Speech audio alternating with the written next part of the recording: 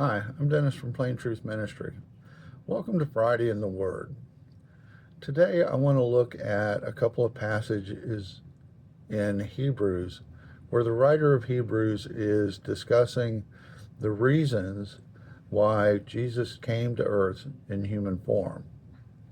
Apparently it was a question that arose and that he felt like he needed to address because in some ways people's thoughts were deviating from the one true gospel, and he felt a need to bring them back, saying in the beginning of the chapter, hold steadfast to the truth. So as he begins to look at this, the passages that we'll consider are Hebrews chapter 2, verses 9 through 11, and then chapter 2, verses 14 through 18. Starting at verse 9, the writer says, "But we see Jesus, who was made a little lower than the angels, for the suffering of death, crowned with glory and honor, that he, by the grace of God, might taste death for everyone. For it was fitting for him, for whom are all things, and by whom are all things, in bringing many sons to glory, to make the captain of their salvation perfect through sufferings. For both he who sanctifies and those who are being sanctified are all of one, for which reason he's not ashamed to call them brethren." In these verses, the author says Jesus was made a little lower than the angels.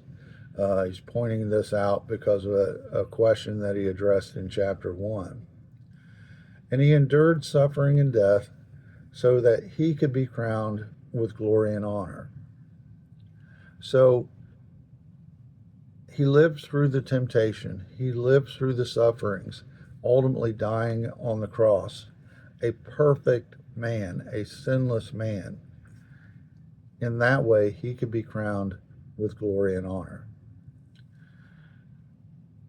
This humble act and the sacrifice that he made was necessary for him to be, as the writer says, the perfect captain of their salvation, the person who leads believers to glory. The point here is that living as a man and experiencing life as a man, Jesus understood what those people were going through. He understood day to day what they were up against. He understood what they were suffering. He understood the temptations.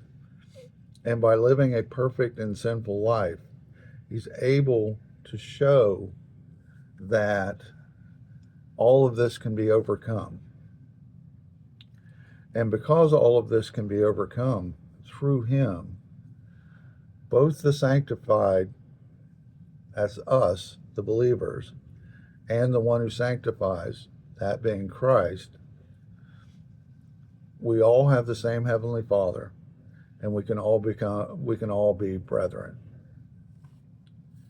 He goes on, starting in verse 14 and through the end of the chapter, by saying, "Inasmuch then as the children have partaken of flesh and blood, he himself likewise shared in the same, that through death he might destroy him who had the power of death, that is, the devil, and release those who through fear of death were all their lifetime subject to bondage. For indeed he does not give aid to angels, but he does give aid to the seed of Abraham. Therefore in all things he had to be made like his brethren, that he might be merciful and faithful high priest in things pertaining to God, to make propitiation for the sins of the people. For in that he himself had suffered, being tempted, he is able to aid those who are tempted."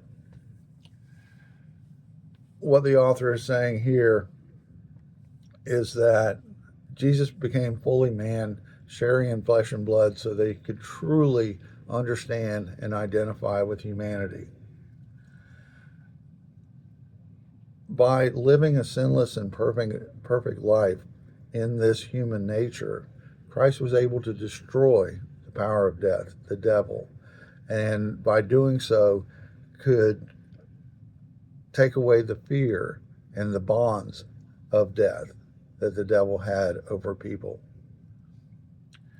His help, he mentions the seed of Abraham. That's us as believers.